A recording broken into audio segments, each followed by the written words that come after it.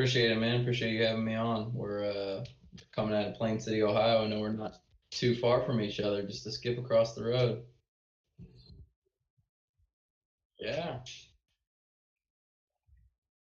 Well, one thing I gotta thank you for is you have been a patron and fan of us since the beginning. Our story's kind of evolving just like yours, and we started this company in 2014. Mixed Energy came shortly after, and as long as I can remember, you were there with us. So I'm really appreciative of that.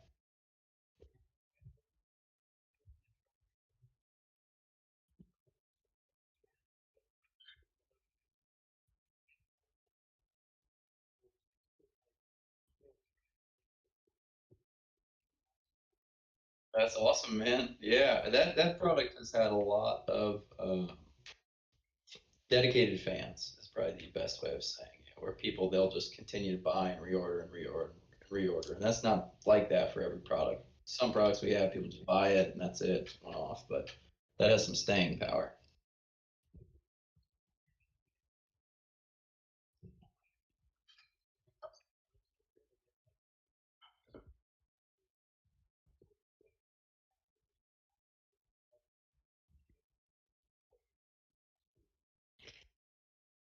Yeah, I mean that market. I think is so untapped still. I think that it's so early in its development that nobody really even knows what that market is going to be.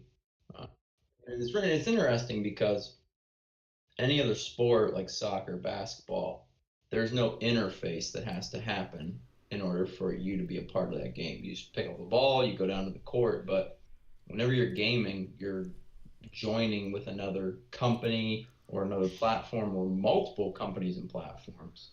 So there's really no way of being a part of that community without being a part of a larger business landscape, which to me makes that a really interesting thing because I don't think that's ever evolved like that before with a Right. sport.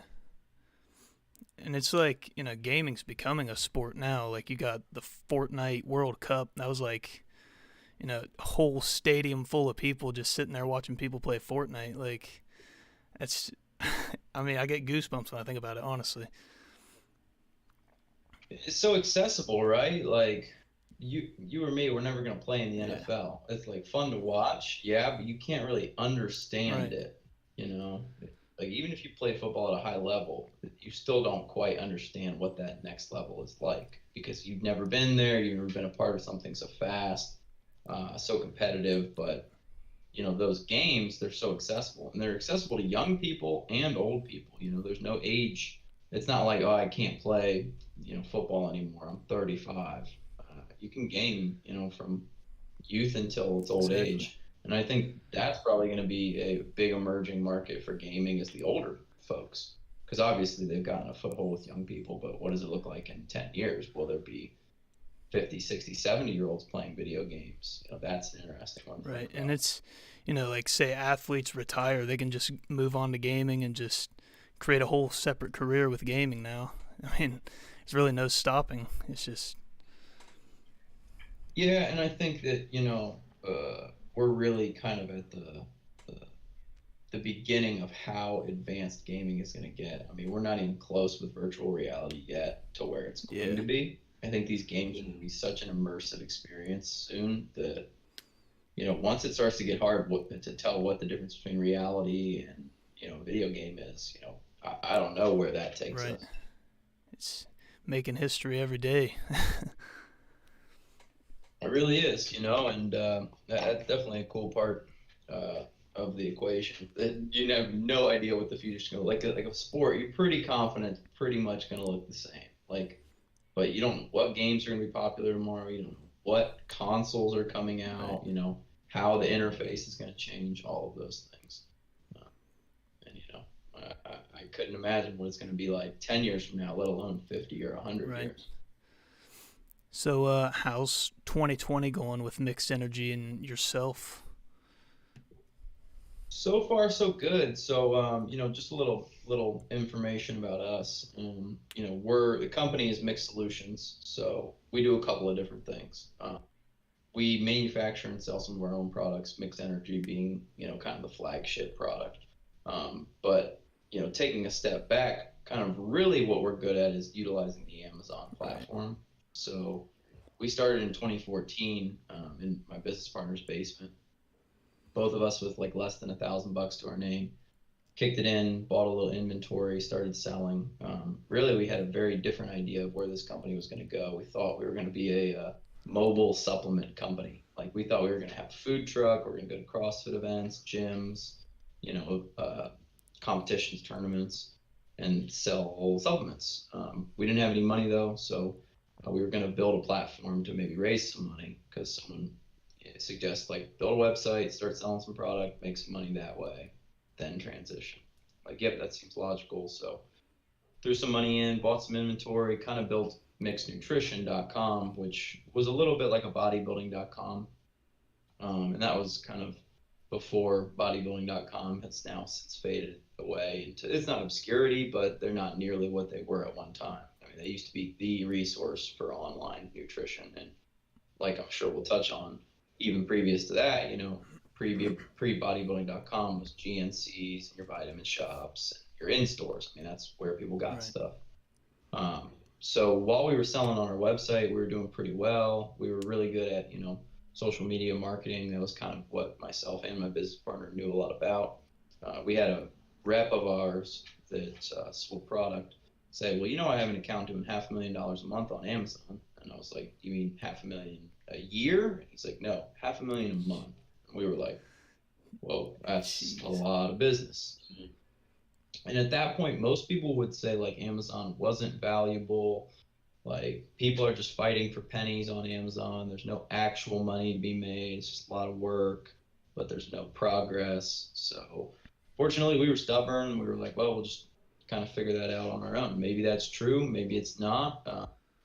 But we'll just see for ourselves. So we got on Amazon, pretty early 2015, took our lumps. We were selling other people's products, just like out of distributorships and stuff. And we had some success, but what we really saw was the same issues over and over again, where these companies had no idea who were selling their product on Amazon. They weren't really executing at a high level, and there was just a lot of confusion around their products. So we reached out to some of these companies and we asked them, hey, is this something you need help on?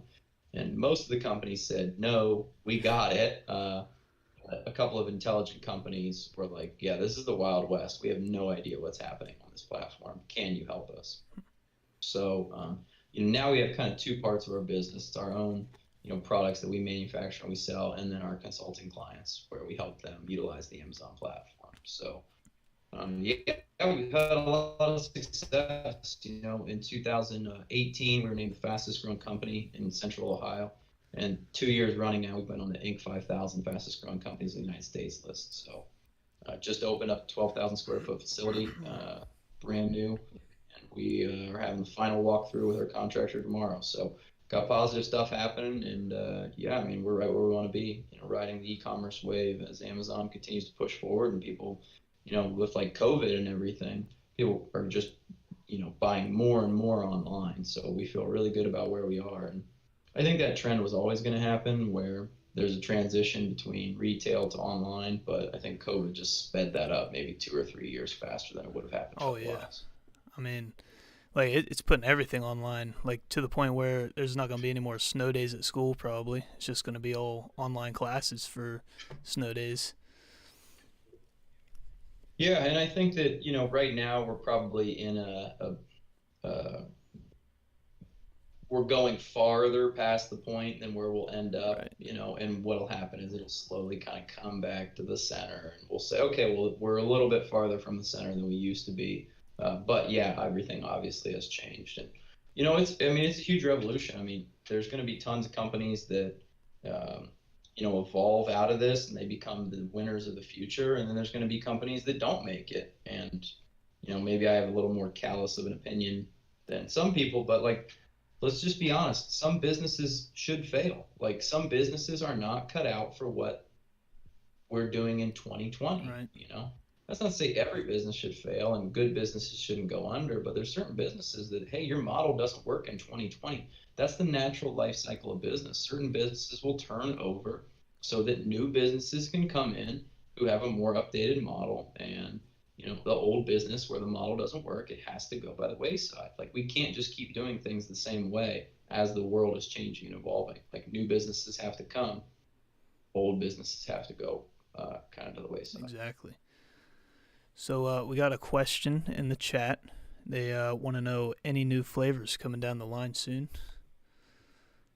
That is a good question. And, fortunately for you guys, as we continue to grow, there's going to be a lot more resources available to the mixed energy team.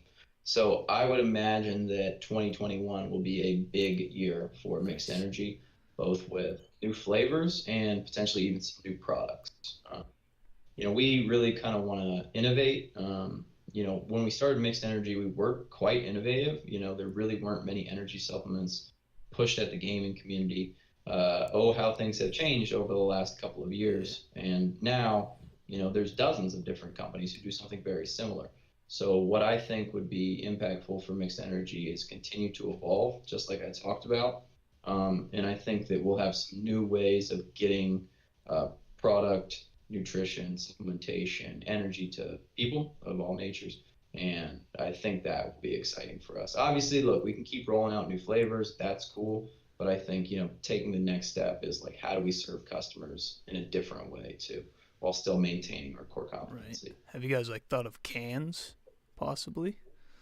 We have, I mean, honestly, the big barrier for cans is, two things. Here's a little insight into the manufacturing world. So, um, you know, basically everyone uses a handful of manufacturers, right? Like Alex does not make Yeah. the powder, and you probably are, you're better off me not making it, right? Like it's made, in a controlled environment, by professionals. The same thing is true with cans, but canning is an expensive process, and the minimums are very, very high. So it's like, hey, you have to run 100,000 cans. Hmm.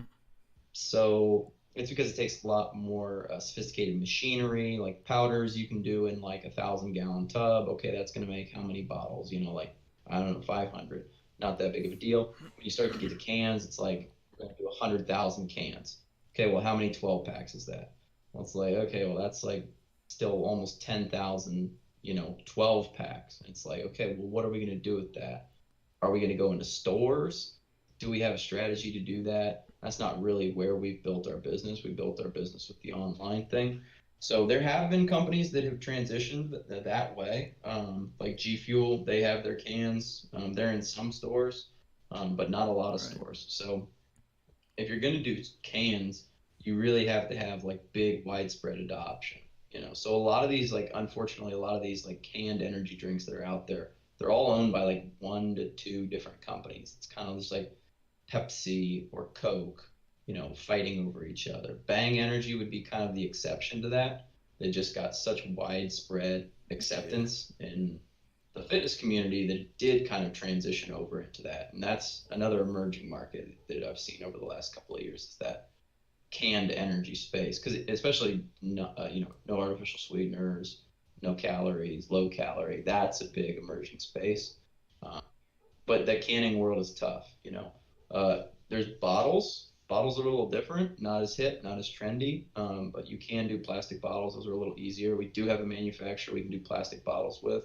Um, but I have a couple of different things that I would like to launch before we try that, that I think are a little bit more different, a little more unique, and I think would hit a little bit harder with some of our Heck customers. yeah. So that like you guys planning on doing that in 2021? Just throw something out there and see how it goes. Yeah, I mean, that's kind of part of the roadmap for Mix Energy is, first and foremost, we love what we have as a product. So we need to work harder on building that community.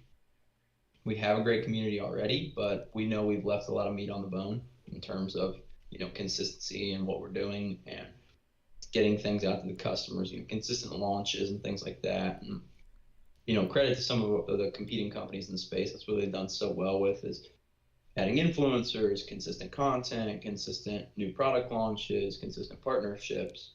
And like I said, because we kind of have two different avenues for our business, Sometimes one side gets a little bit more love, sometimes the other gets a little bit more love. So in 2021, I definitely think that as we're growing our team, there'll be much more time and effort dedicated to mixed energy with a more sophisticated roadmap, more sophisticated engagement, more sophisticated, collaboration potentially with influencers, affiliates, partners, things like that, um, which we love because we have people that are like super willing to be affiliates and partners.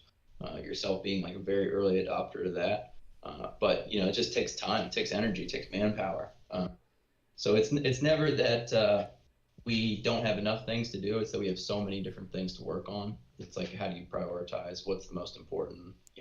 How do we service the customers in the Right. best way? And that's like, being like a newer trend with the whole like energy drinks, like the powder wise. It's kind of like you just kind of nobody's really done it before besides like G Fuel. They've kind of taken it and ran with it, so it's kind of everybody just tries their own thing and see how it ends up. Yeah, and it's interesting because it is in some ways it's a little bit of an old model. I mean, it's kind of the supplement Yeah. model. You're just kind of tweaking it a little bit. Supplement companies, what would they do? They'd get influencers. Well, who would the influencers be? They'd be the like bodybuilding champions, and then those people would be marketing to their kind of tribe who subscribes to a similar lifestyle. So it's really not that different with the gaming world, where you see like other companies like partnering with gaming plans, things like that. Those are the people that are looked to as experts in that field, and they have a tribe of people who are adopting similar lifestyles. So they're kind of just pushing it out there to them. Hey, if you're like me, you'll like this thing. So that in that regard, it is kind of replicated, which is funny because some of the biggest companies in this industry started as supplement companies. Right. And they've kind of just went, wait, this is a really interesting market. Let's transition into here. Then there's kind of Me Too companies popping up where it's like, hey, we can do this. We're going to market specifically at gamers, but they don't have quite the resources. So it's like, what's their strategic offering? Um, but yeah, it'll be interesting to see how that whole thing develops, in the future, and what that gaming community is going to emerge to become. Right. Have you tried like getting mixed energy into like GNC or any other type of retailers before? Or, like thought about it? Not really. Yeah. Never really been a huge part of our strategy. This is kind of what I learned early on in business is, yeah, you have to be ready to diversify. You have to be ready to um, explore new avenues, but a lot of ways you have to double and triple down on your strengths, which is, you know, really finding what you're best at and taking that to the limit. I've heard it said that, most of the best returns in life are compounding returns. So if you're constantly picking up new little avenues to your business, you can't ever say like, hey, this is the one that's going to absolutely explode. Once you find that thing that's really, really working, it's like, let's dump our resources into this thing. Let's make this one go, which is kind of what we've done on Amazon. So we've really assembled our company to be like an Amazon and a .com based company, which that's not to say getting into retail couldn't be beneficial, because I tell our consulting clients all the time, like the three legs to the retail stool are Amazon.com retail. So like GNC or like a Walmart or like other supplement stores, but we're still, we still really feel like we have a lot of meat on the bones for those first two items. And that's what we're best at. So until we're taking those, to absolutely the maximum of what we feel like they can do, it's just not really part of our strategy to expand into retail. Now, if GNC came and they, were like, hey, we're going to pick up 10,000 units, no, I'm not going to say Right. no to that, but they would have to understand, like, hey, we're not going to bend over backwards to change our business model Yeah. for this. Because at the end of the day, the way that the market is evolving, it's like kind of what I just said to you earlier. Eyeballs equal dollar signs in 2020 and beyond. So if you're building that online community, that has staying power. If you're building it in retail, you're dependent, right? Like you have to rely upon GNC or Vitamin Shop or Walmart to carry your product, which, there's been tons of retail brands who've had stuff like this happen where just situations change, brands change, what Walmart wants to sell changes. So they say, hey, we're going to phase that thing out. And one of our consulting clients, most of their business is done in Costco, which is great because their volumes, gone up exponentially, but they're married to Yeah. Costco. If Costco changes their mind about how they want to operate their business, then they don't have a choice.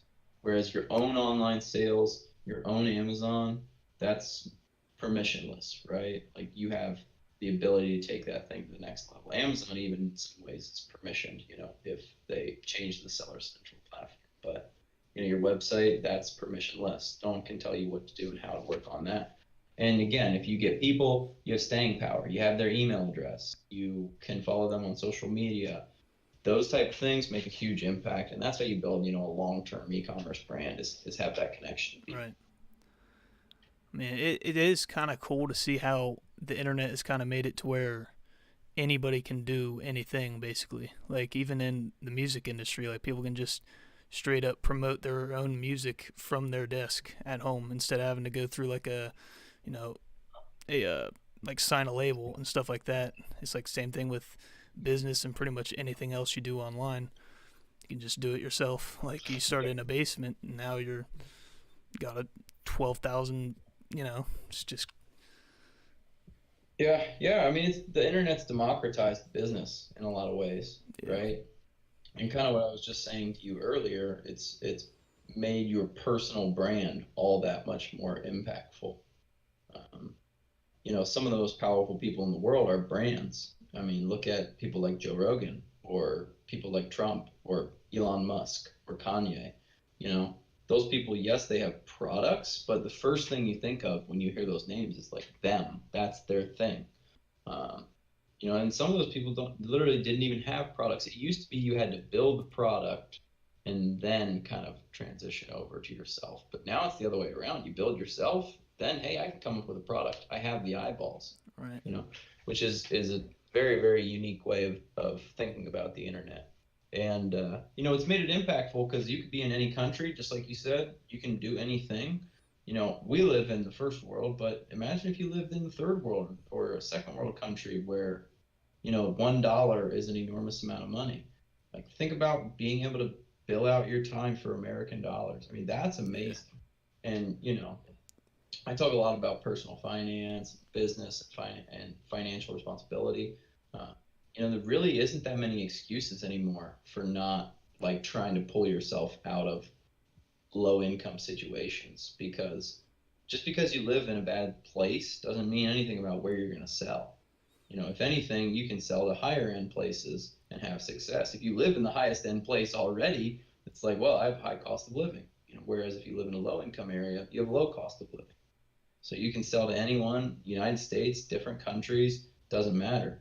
And you're only locked into what you can provide people. exactly. And like Facebook ads are so cheap, and it's extremely Yeah. easy to just buy ads now. And I mean, Facebook ads, you could just pay $5, have it promoted for like 24 hours. You could get a potential 1,000 people see that, and then just snowball effect.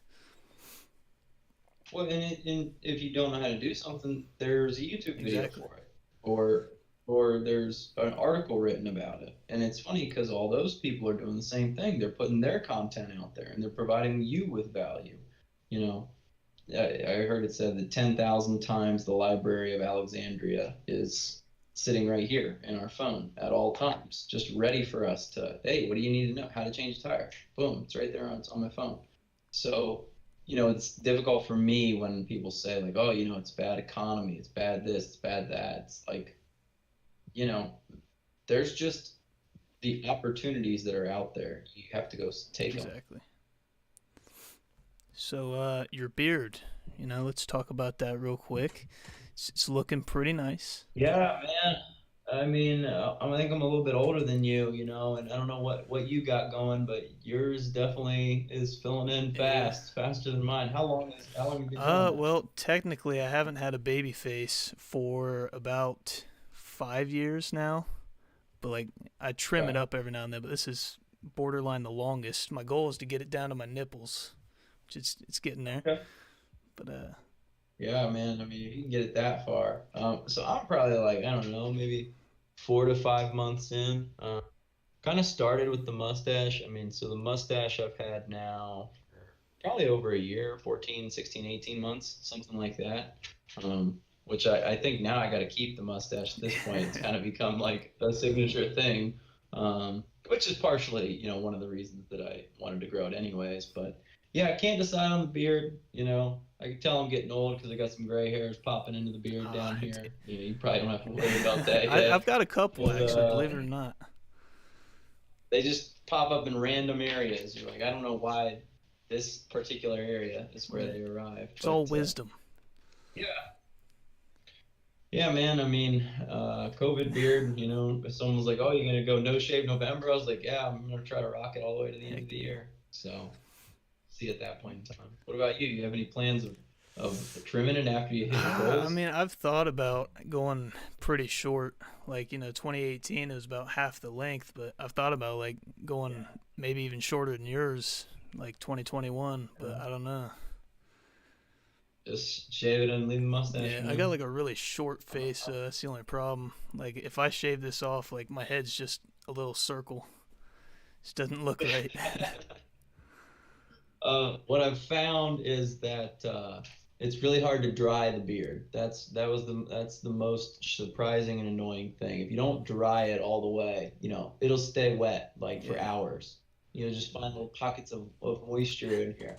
But I can only imagine for you Oh what it's yeah, like. I would wake up every morning before school and blow dry it for like 20 minutes. Wow, that's Oh dedication yeah. right there. Do you put any products in your beard, like wax or? So interested. My beard, no, I haven't really gotten into like doing any beard balm or anything like that. People ask me about mustache wax a lot, and what I found the hack to be is don't even worry about the mustache wax. Just go straight to hairspray. Just get a little bit of hairspray, just boom, right there. And then it's gonna lock it. It'll look natural. It doesn't look unnatural. One of the things about those waxes is kind of like they'll almost want to like end at a point.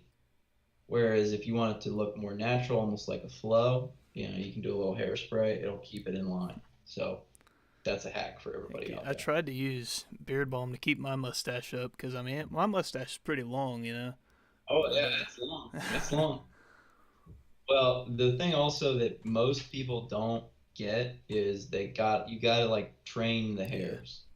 So like for you, it's like the same situation. Like if you tried to wax it, it look okay, but you got to train the hairs. So now it's just like habitual, where I'm just like constantly just kind of just rolling them, kind of pulling them. So it's like when you comb your hair over, your hair just kind of figures out where to go.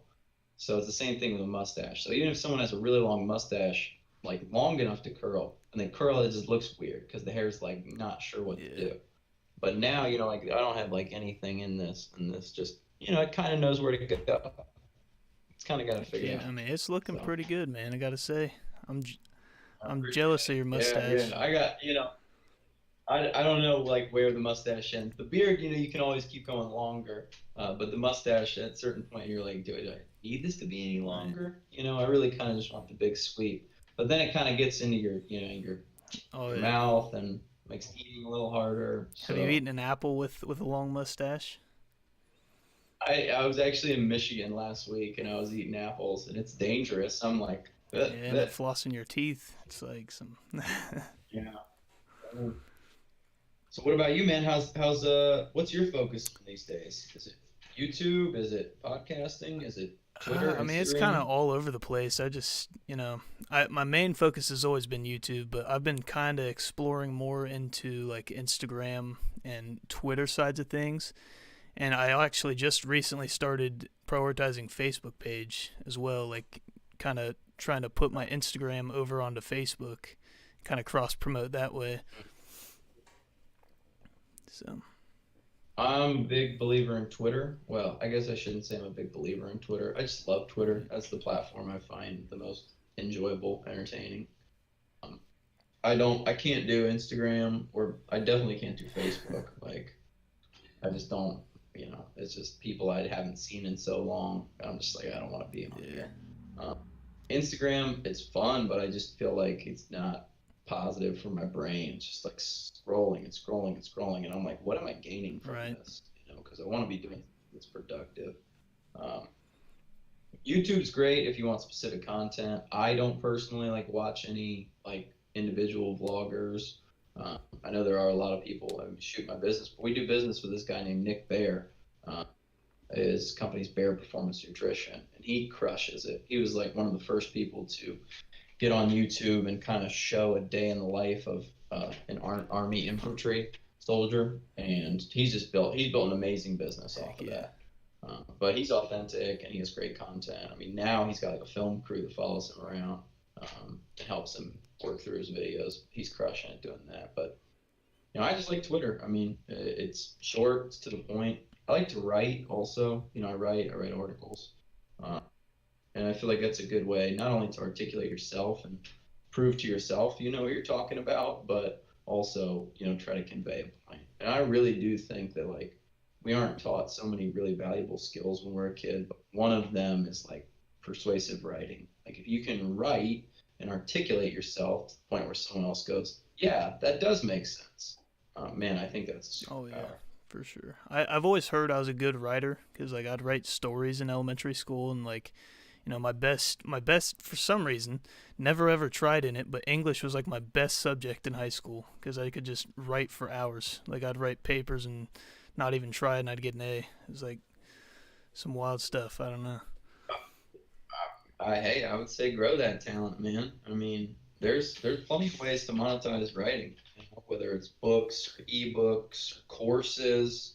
You with so many different things you do between podcasting and YouTubing and Instagram and Facebook. I mean, there's a ton of different ways to monetize that. Which I mean, I don't know if that's your focus or building a community is your focus, but I tend to think of things about like, okay, well, how do I monetize this Right. eventually?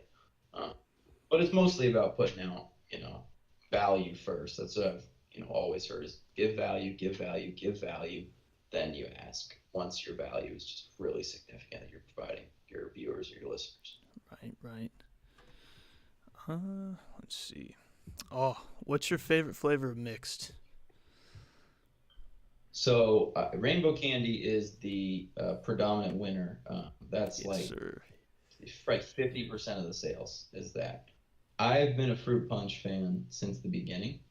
Um, but one that most people don't pick that I think is highly underrated is the Oh yeah, sour. sour slurp. I think that's a really good one. I think that one doesn't sell as well as maybe it could. Um, but those would be the two. There's a couple flavors that I think actually need to get tweaked. I really love the orange flavor Yeah. also. I mean, that's kind of a new one. I haven't drank nearly as much of that, but I've been drinking fruit punch for 4 or 5 years at this point in time. It's not too sweet. It's consistent. Good, good taste. The rainbow candy is really sweet for me. Blue raspberry is really sweet for me. Lemonade. I honestly don't know if we'll keep lemonade. Hopefully, I don't make anybody mad saying that. It doesn't do that well. So I think it could be replaced by a better flavor and or just revamp that flavor. Right. But yep, that's kind of my go through and through. Nice. I think mixed could benefit from a pineapple flavor. Just saying. I've been Okay, trying to okay. get pineapple on the map there for a little bit. It's I'm gonna write that down. yes. There's certain flavors that are just like polarizing, right? Like some people just like either love them or Yeah. hate them. So when you start to get into like some of those like fringe flavors, it's like, are we gonna get, a couple thousand people who love this flavor, or are we gonna get like 100 people that love this flavor and they're the only ones who buy? But we've been pretty fortunate. Like I said, lemonade probably is one of the lower end of sellers, but most flavors are relatively consistent. Um, when it comes to new flavors, you want to be unique enough, but you don't want to be too unique. That's the trouble, right? You don't want to go so far off the wall that people are like, that doesn't Right. sound good. But you still want to be, individual and create something that's new, and people are like, oh, that sounds interesting. I will try that.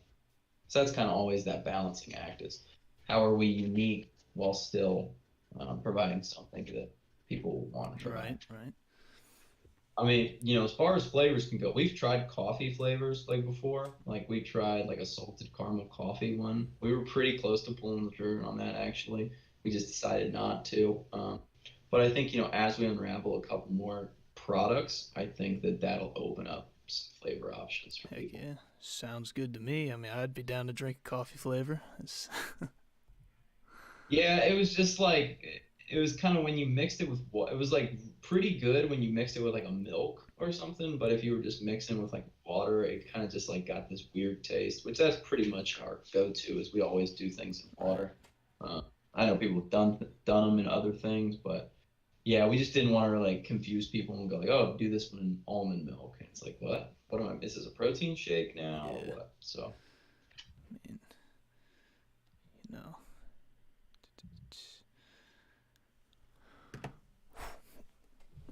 So I know you mentioned like protein bars or like nutrition bars before we started this. Like, is that like a mixed product or is that just like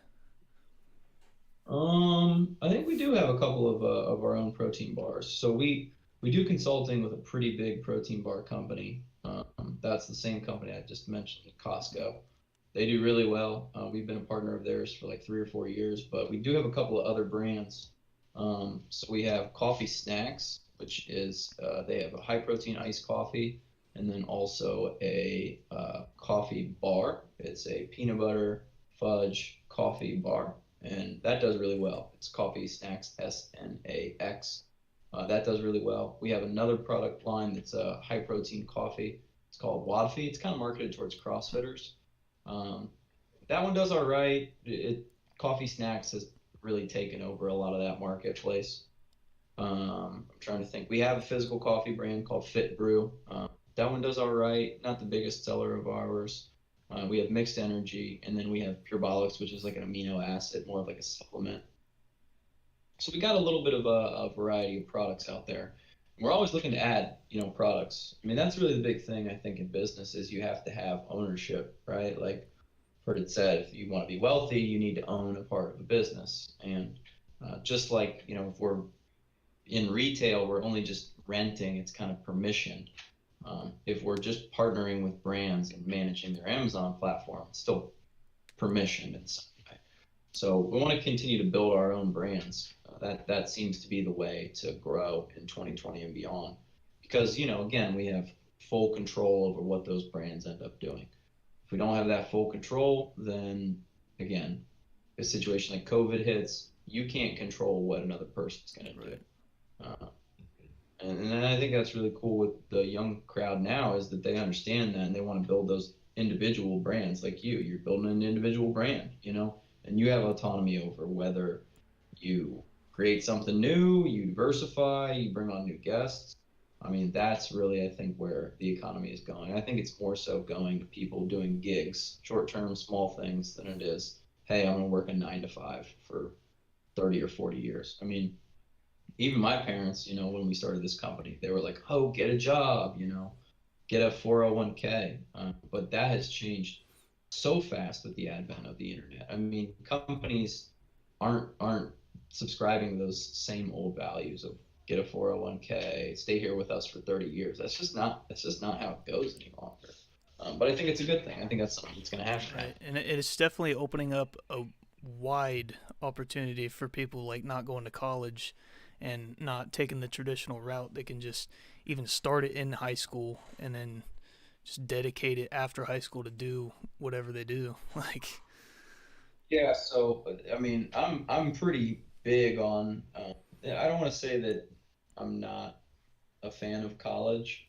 I think that you can go to college and learn some really valuable skills, but I think if the point of our education system is to prepare someone for the real world, then why aren't we giving them any real world right, skills, right? Like we're literally not giving kids, and I don't know what your education was like. I'm a little older than you. I graduated high school in 2010. So I don't know what your education was like, but I didn't get any real world skills. The skills that I needed to learn was how to manage my money, how to pay taxes, you know, because what I think they're telling us is, okay, we're going to prepare you for what? Well, we're going to prepare you for either the real world or you go to college. Well, why should I go to college? Well, you should go to college so that you can get a high paying job. Well, when I'm in college, well, why do I need to do well? Because they're going to pick the best students to get these high paying jobs. So the whole time they're telling you, you got to work hard, you got to work hard, you got to work hard. It's the next step, the next part of the process, But I think it's kind of a cycle. Let's just turn that thing around and go the other direction. Hey, if the end result is I want to get a good job that I like, teach me how to get that job. Teach me how to own that job. Teach me how to build that job. Again, it's 2020. No one needs to give me permission to say that, like, hey, I'm a Facebook marketing expert. Like, there's no degree that's Facebook marketing expert or like YouTube paid ads. Like, you might be an expert at that, but your degree isn't going to say Yeah. that. Well, so what? Prove it to me. So the old model was, hey, I give you my resume. Nowadays, a portfolio is a lot better than a resume, and better than a portfolio is examples of the things that you've gone out and done.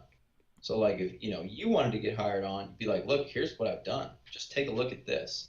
What have the candidates that you're otherwise looking at? What have they done? No, no, no, not what does the resume say. What have they done? It's just like, here, I built this thing.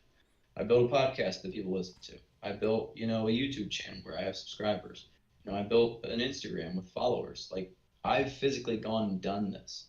So I think that the old model is quickly fading away, and I think that that's going to be an enormous Oh yeah, change. especially with TikTok and stuff these days. Like, I mean, you get a big enough following on TikTok, you're pretty much set for life. I mean, right now.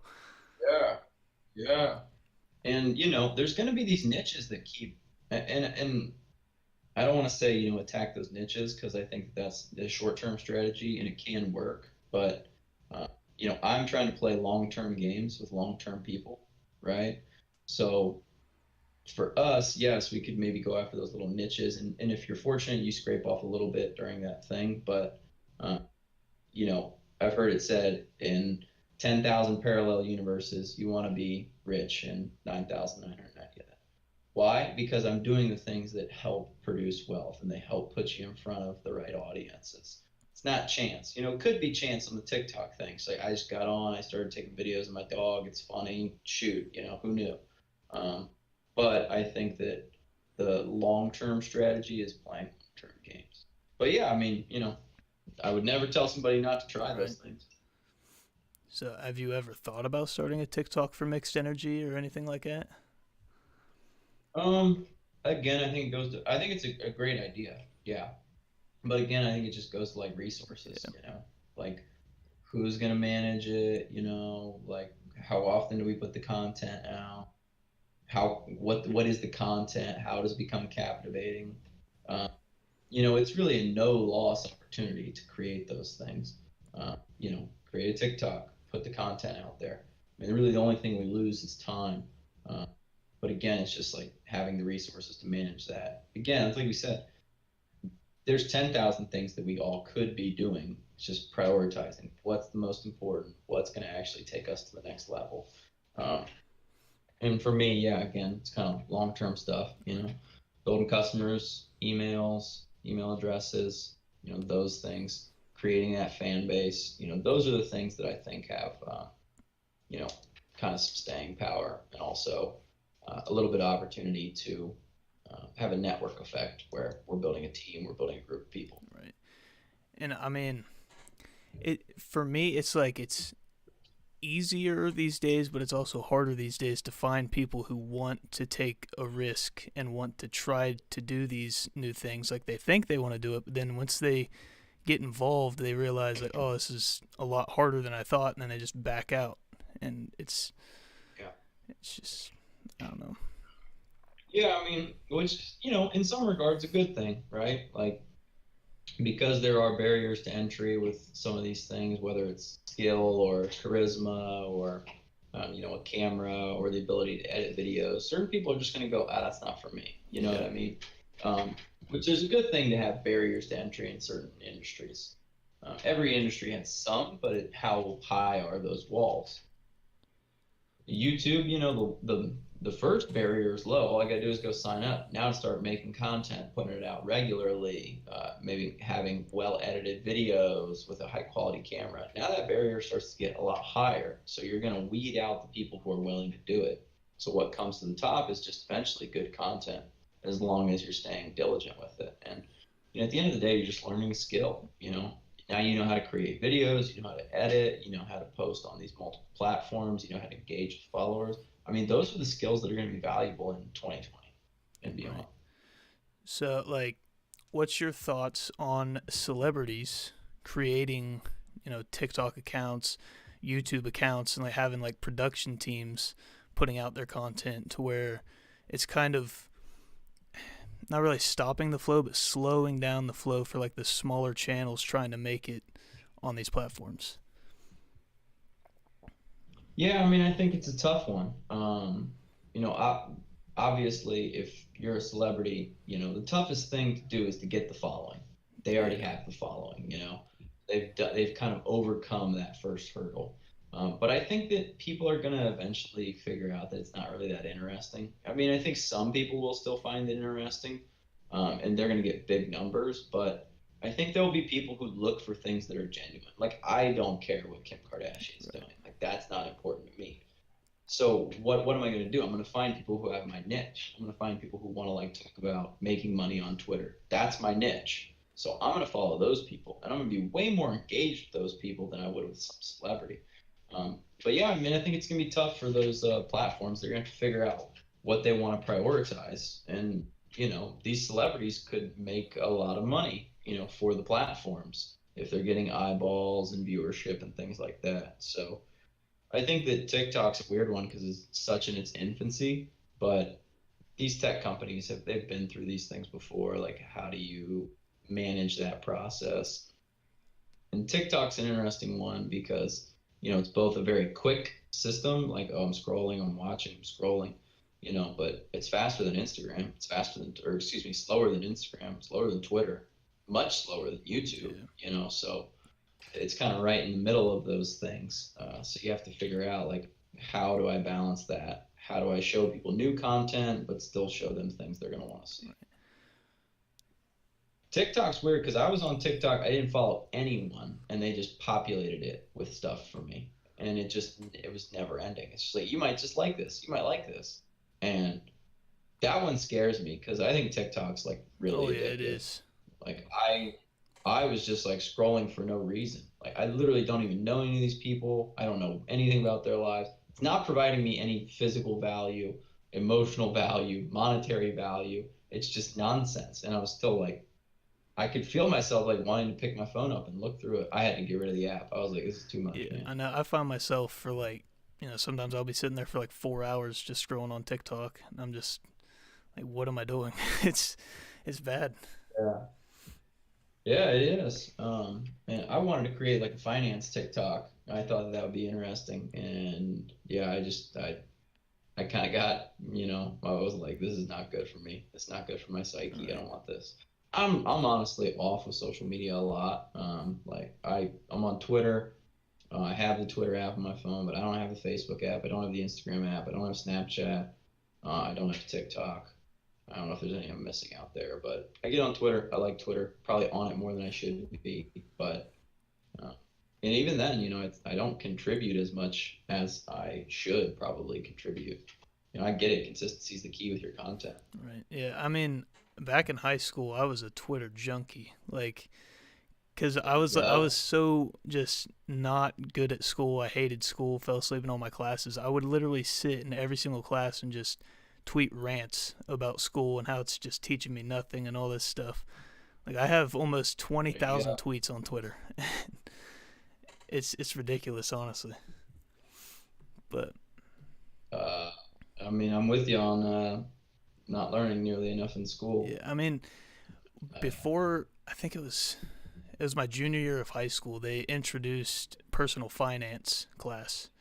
So like I learned a little bit on like saving money and how to invest in certain things and buy a house with cash and not use credit cards, all this stuff. So like that did help, but not as much as if it was like mandatory to take, because I don't think it was exactly mandatory until after I graduated.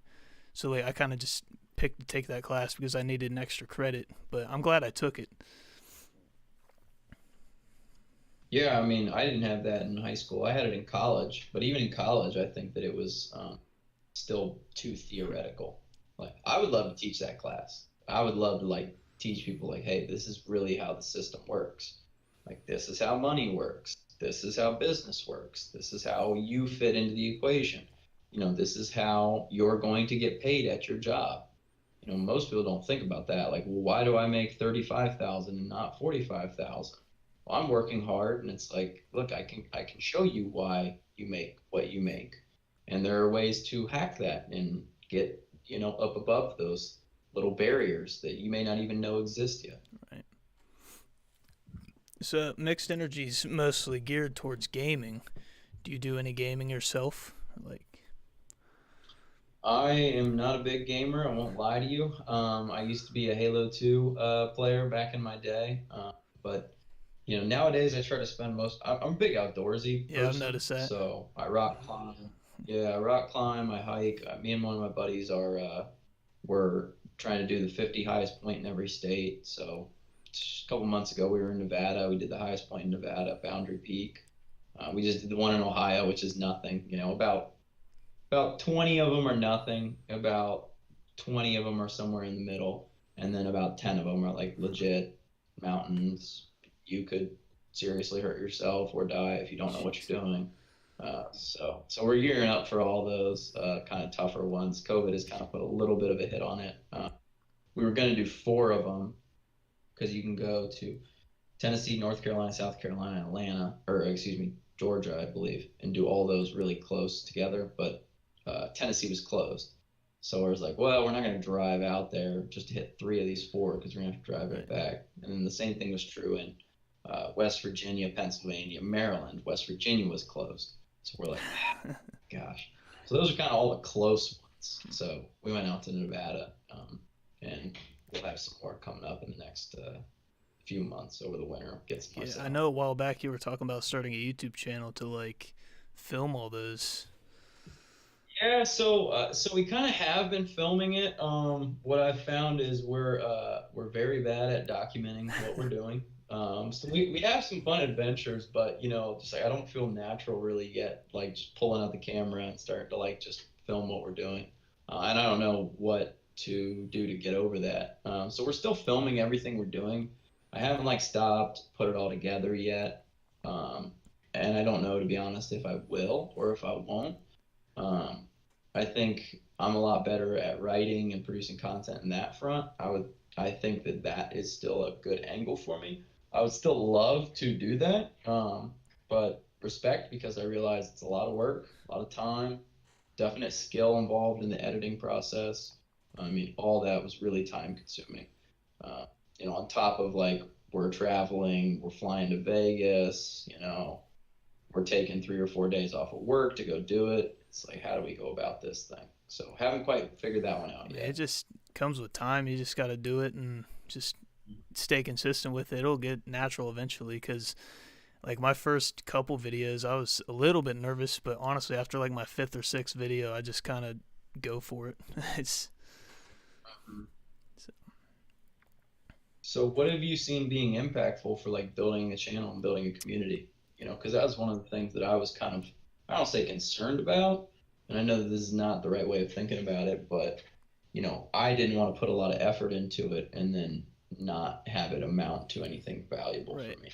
Like I know certain things I do are going to be valuable, certain things I do have the potential to be valuable. So I'm kind of just in my head weighing those things out, figuring like, okay, how do I decide?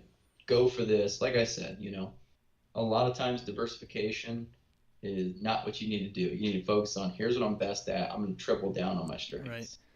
So I kind of got, a little apprehensive and was wondering if I was trying to diversify when I didn't need to or shouldn't be. I think the biggest thing with creating videos is you want to try different things, whichever one gets the most like response out of it, you do that, and then if it starts dying down, you try something else, try to blow that up. But for me, like I started out gaming like for the last like first 4 or 5 years I just did strictly gaming, and then I started doing vlogs. That kind of got more of a reaction, so I went vlogging, did a skit. People love skits. Like that's probably the biggest thing on my channel is skits. like, I don't know why. I think it's the personality thing that gets YouTube. Like, if you have like the personality that people can just watch and like not get bored, that's the key. Hmm. Do you think that's something you can learn? Probably. I mean, it just goes back to like taking time and practice and just doing it, and then just getting used to it over time, and then you kind of. I'm a big believer in figure it out as you go. So like I just do things and then tweak and figure other things out and just go. Yeah, I got a friend in the industry who, what he does is kind of niche. He comments on like um, CPG, consumer packaged goods companies. So, could be supplements, could be food, could be like energy drinks that we're talking about. And he's super consistent with his content, like edits them well. Um, but I just think he's just very dry and like quite uninteresting to listen to. And he doesn't get a lot of viewers, which like kudos to him because like he just continues to do it, which I think his niche is too narrow. Like I don't think there's that many people who think about the consumer packaged goods space like he does. But I just kind of wonder in my head like, does he just not have the personality for it? Like, is he not engaging enough? Right. I mean, that's definitely something that you just you got to get comfortable with yourself on camera because I mean honestly in person I'm an extremely shy person, like 9 chances out of 10 I won't say hi to you unless you say hi to me first, and that's a lot Mm.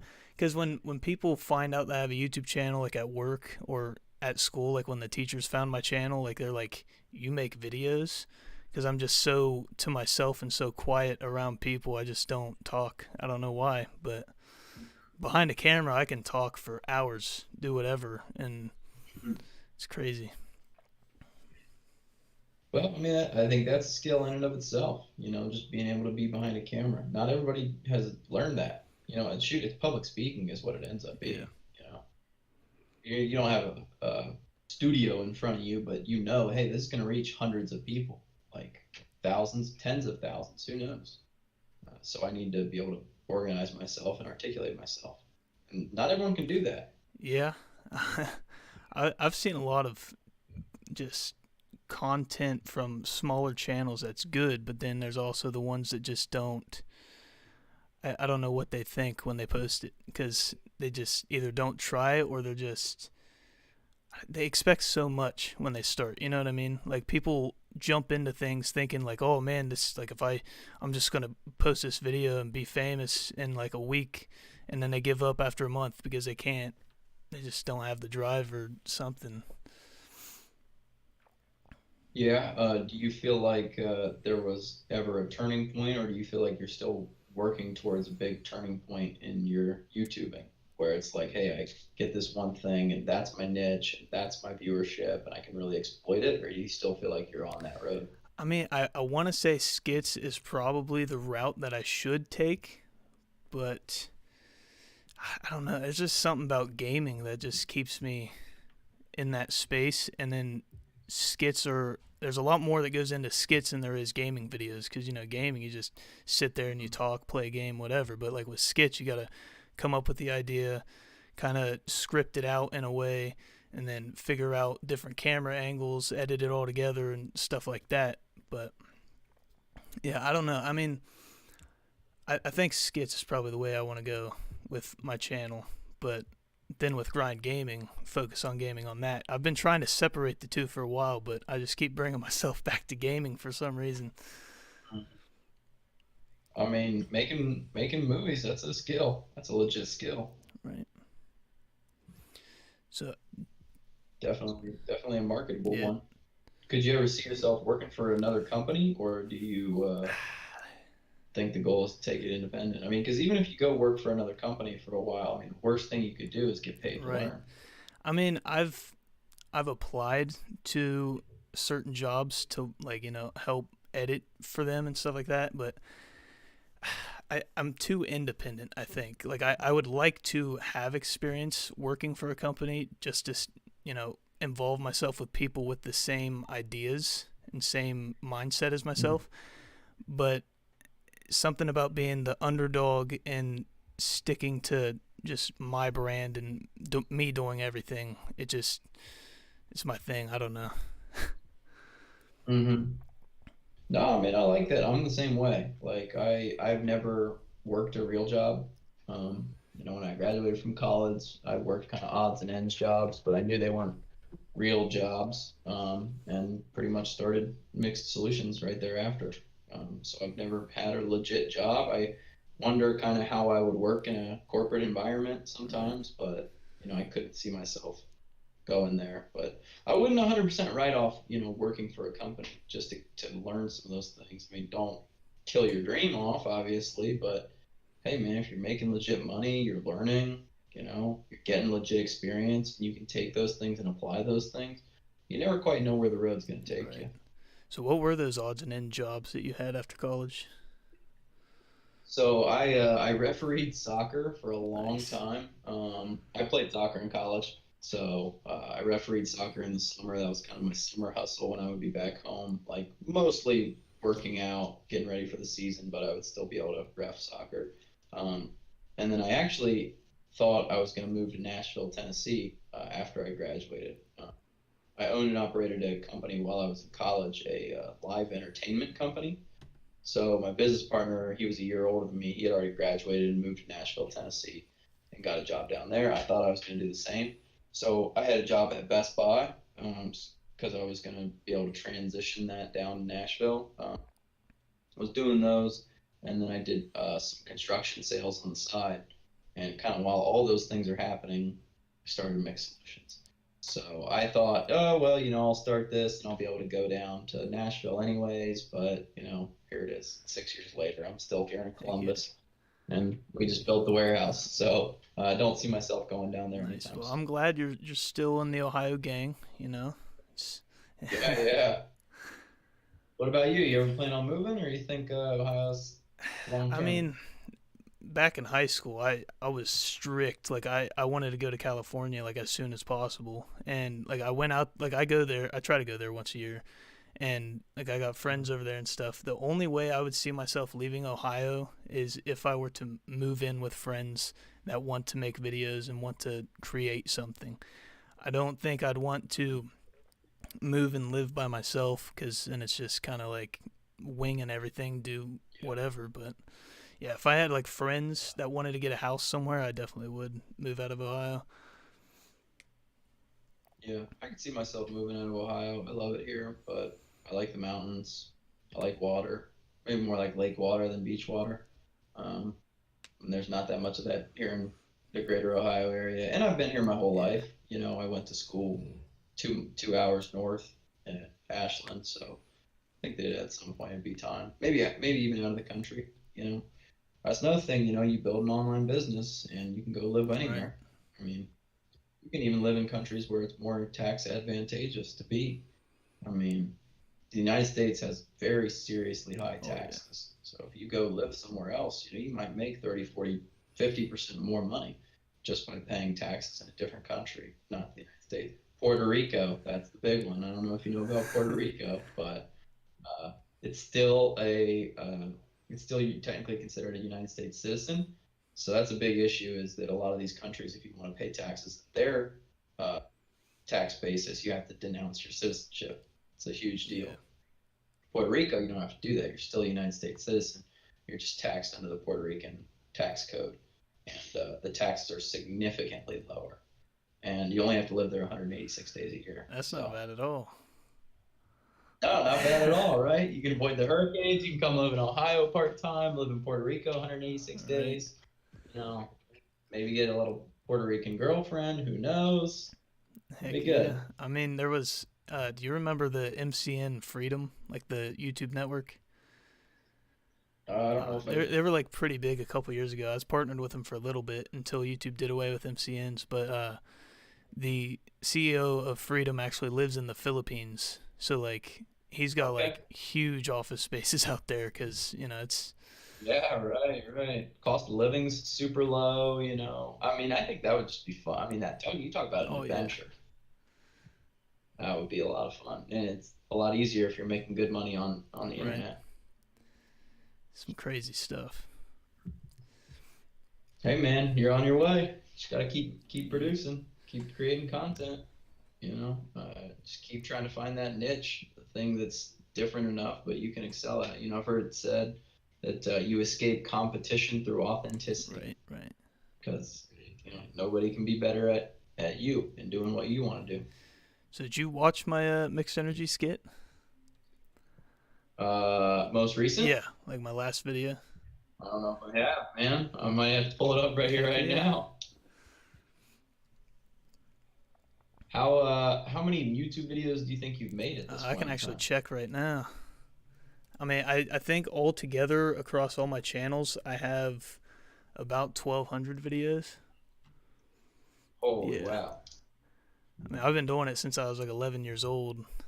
And my junior year of high school, I did 180 days in a row, which was when I first started promoting mixed in my videos and stuff.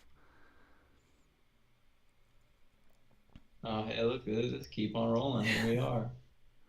What do you know what it's called? The skit, I'm a Yeah. mixed energy addict. Oh, here it is. Disclaimer: this video is a skit. Do not try anything done or shown in this. Thank you for that. Make sure nobody Oh, yeah, hurts for sure. themselves. We're with KOR News. We were wondering if Bouldini was here. That you are a living addict, mixed energy. Guys, how so also being addicted to mixed energy? Of course, it's called Sir Always on Sale. What's the same? Always on set. Dude, that's hilarious, man. Heck yeah. I'm looking, man. You do have tons of videos. 4 days ago, 6 days ago, 1 week ago, 1 week ago, 2 weeks ago. Yeah, I try to post at least one video a week. I've kind of slowed down, but Do you find that difficult, or do you find that to be like pretty reasonable? I mean, it's pretty reasonable. Like compared to doing daily uploads, like I've done at one point, it's a lot more relaxed. Because, when I was, my junior year of high school, I got my first job. So like it'd be like I'd go to school, come home, film, edit, render, upload a video, then go to work. And I did that like every single day for a little while. So That's me. now it's like, I can spread it out throughout the week, kind of like edit here and there and just get it up every Wednesday. Yeah. I mean, that's dedication, though. And that's, I think, what it takes, continuing to get better at it while also trying to figure out what your thing is, how you're going to be different enough, how you're going to provide value. Because I think that's really what it's all about. It's just people click things and want to watch things that give them value, whether that's entertainment, whether that's information, whether that's knowledge that they didn't have previously.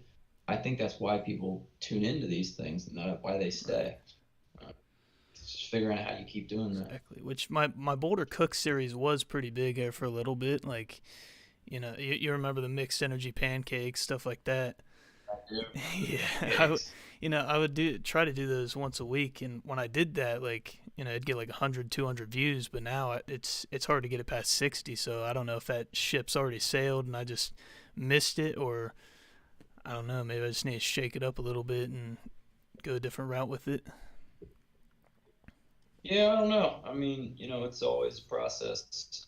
I don't know nearly what you know about YouTube, but to me, it always seems like it's an experimentation process. It's kind of like you said, a little bit of A/B testing, just figuring out, okay, I put this thing out, it worked. This one didn't work.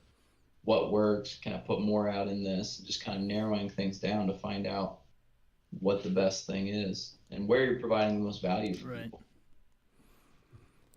All right, man. Where do you see it going in the future, man? Like, how far down the future? Just Tell me.